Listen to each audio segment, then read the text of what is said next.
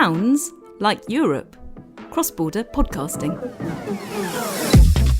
Hello and welcome to Sounds like Europe, Cross-border podcasting, a project brought to you by WePod.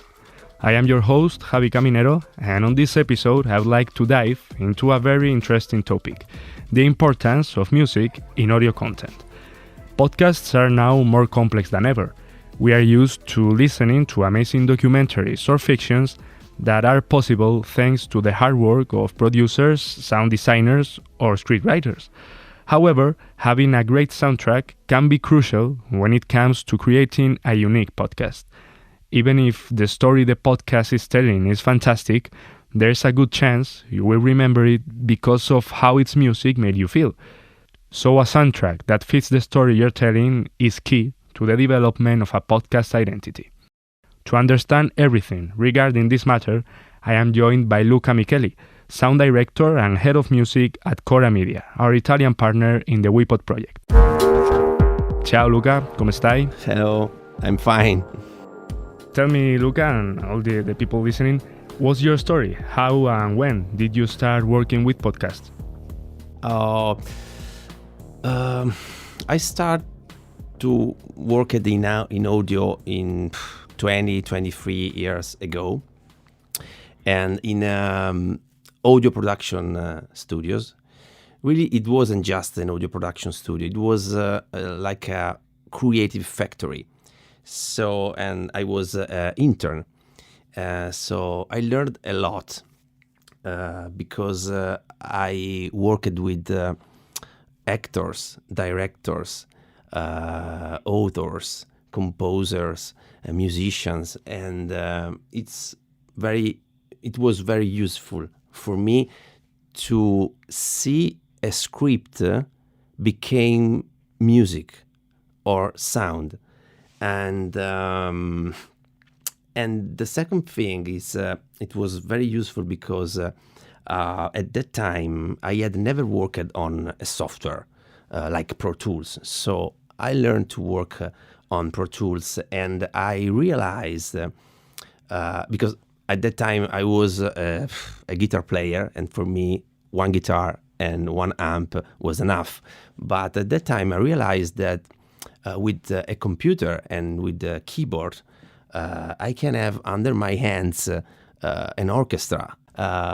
It was very interesting for my career and for my composition. So, yeah, I can only imagine that realization was huge for you. In this studio, we used to work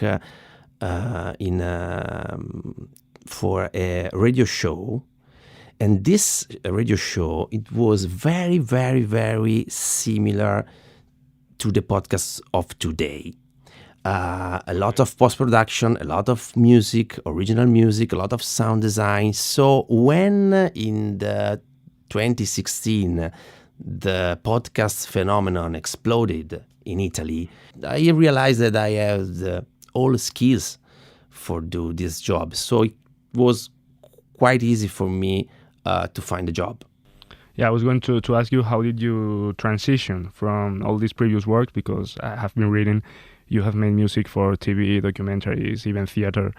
How did you transition from this to podcasting? But obviously, the radio show you have just told me about was a key player, right?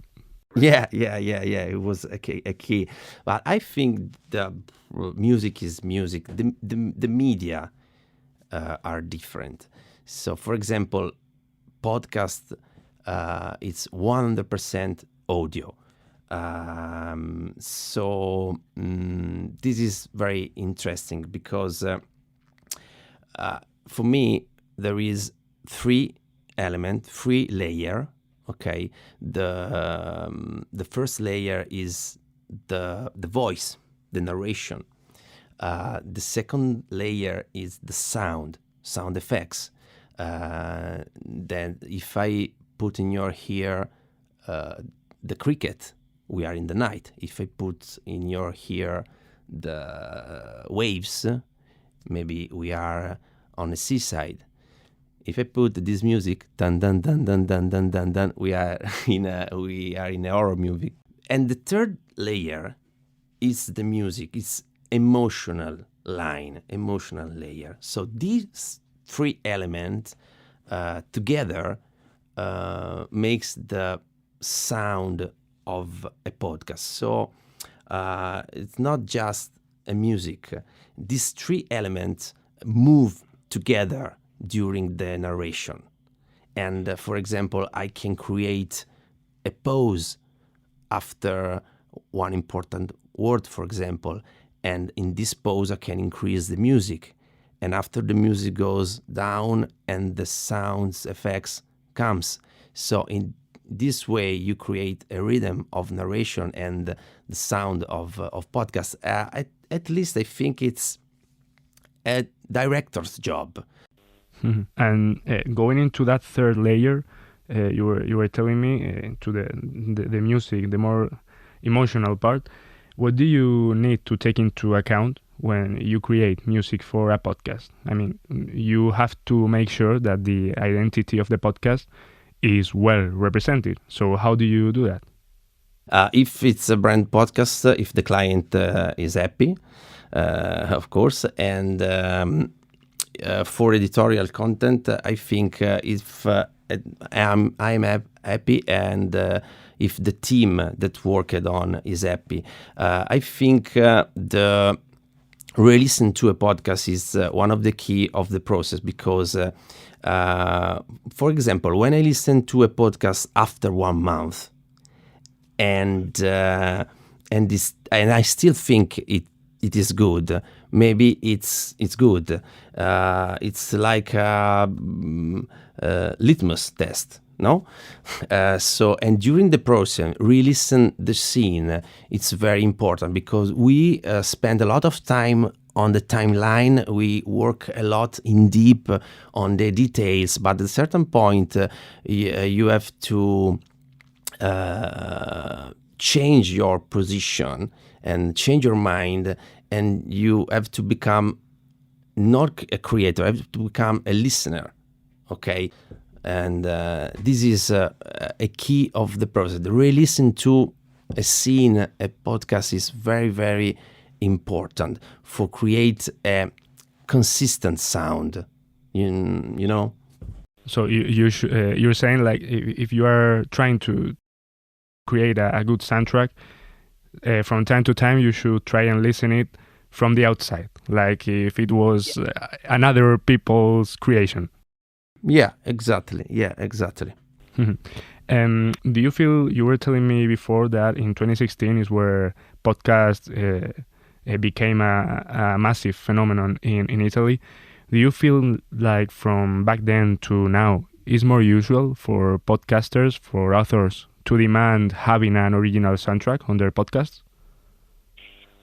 I don't think so because I think it was more usually 5-6 years ago because at that time there was like a gray area about rights and licenses. So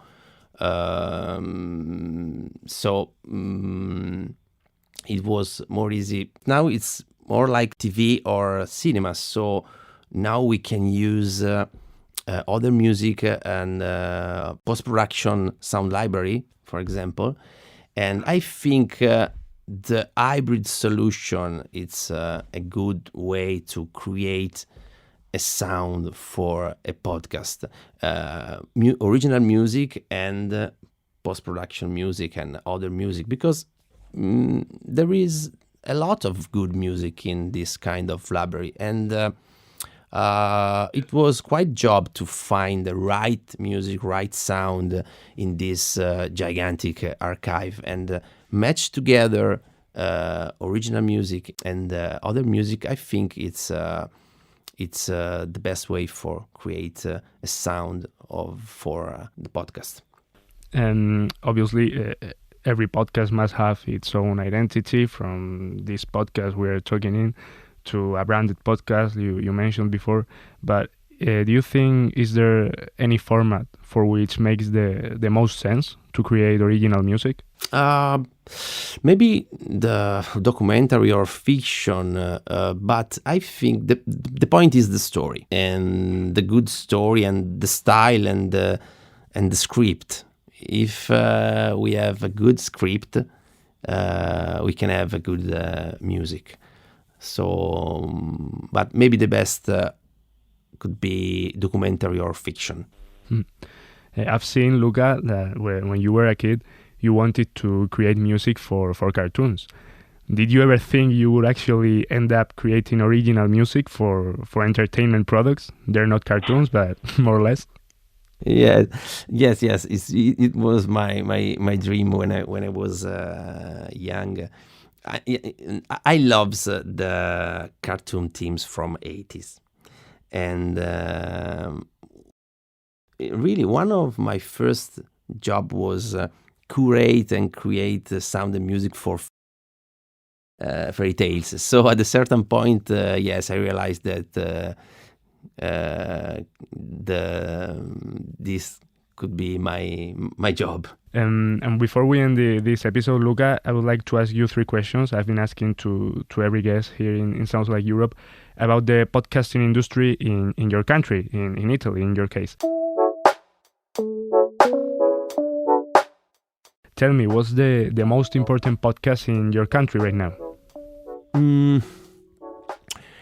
I don't know what is the best, but I think we have a lot of podcaster. One of the most famous is Alessandro Barbero, and it's strange because he isn't a podcaster.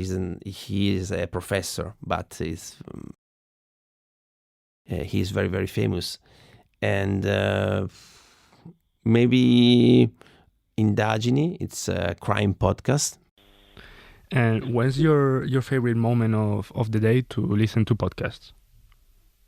I listen to podcasts every day. So when If you had to choose? when I close the door of my studios, the last thing on my mind is listen to a podcast. So, but I think it's evening. And just out of curiosity, Luca, what's something that makes you stop everything you're doing and go listen to a podcast? With your last answer, I kind of guess what you can tell me now, but just to know. Yeah, maybe a good story. Maybe a good story. So Luca Micheli, the sound director and head of music at Chora Media, our Italian partner in the WePod project. Thanks a lot for being here in this episode of Sounds Like Europe. Thank you, Javi. And to everyone listening on the other side, I've been your host, Javi Caminero. Thank you for listening, and I hope you'll do it again in 2 weeks. Adios. Sounds Like Europe, Cross-Border Podcasting is a WePod podcast funded by the Creative Europe programme. Hosted and written by Javi Caminero, sound design by Manu Tomillo, coordinator Alexander Damiano Ricci, executive producer Anna Ribera.